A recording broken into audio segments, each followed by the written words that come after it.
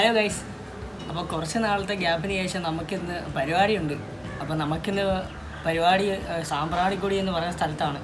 അപ്പോൾ നമുക്ക് കടയിൽ പോയിട്ട് നമുക്ക് നമ്മുടെ പരിപാടി സ്ഥലത്തോട്ട് പോകാം. അങ്ങനെ ഞാൻ കടയിലെത്തി. അപ്പോൾ ഞാൻ കടയിലെത്തിയപ്പോഴേക്കും കുറച്ച് താമസിച്ച് പോയി. നമ്മുടെ പിള്ളേരെല്ലാം വണ്ടിയിലേക്ക് സാധനങ്ങളെല്ലാം വെച്ച് കിട്ടുന്നുണ്ട്. വണ്ടിയിൽ സാധനങ്ങളെല്ലാം കയറ്റി കഴിഞ്ഞിട്ട് നമ്മൾ പരിപാടി സ്ഥലത്തോട്ട് പോയിക്കൊണ്ടിരിക്കുകയാണ്. അങ്ങനെ ഞങ്ങൾ സാമ്പ്രാണിക്കൊടിയിൽ എത്തിയിട്ടുണ്ട്.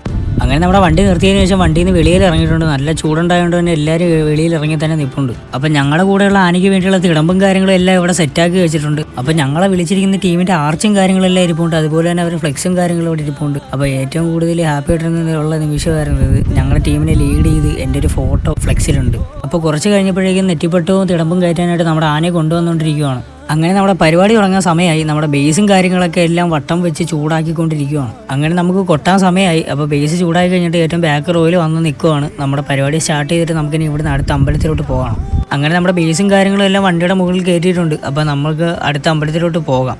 അങ്ങനെ നമ്മുടെ ബേസും കാര്യങ്ങളൊക്കെ ഇറക്കി അമ്പലം ചെറുതായിട്ടൊന്ന് മാറിപ്പോയി. അപ്പോൾ നമ്മൾ തൊട്ടപ്പുറത്തുള്ള അമ്പലത്തിലോട്ടാണ് പോയിക്കൊണ്ടിരിക്കുന്നത്. അങ്ങനെ അമ്പലത്തിലെത്തി. ഇവിടുന്നാണ് നമ്മുടെ പരിപാടിക്ക് തുടക്കം. അങ്ങനെ നമ്മുടെ ബേസ് എല്ലാം ചൂടായിക്കൊണ്ടിരിക്കുകയാണ്. അങ്ങനെ നമ്മുടെ ആന അമ്പലത്തിലെത്തിയിട്ടുണ്ട്. ബാക്കിയുള്ള കെട്ടുകാഴ്ചകളെല്ലാം ഓരോന്നായിട്ട് വന്നുകൊണ്ടിരിക്കുകയാണ്.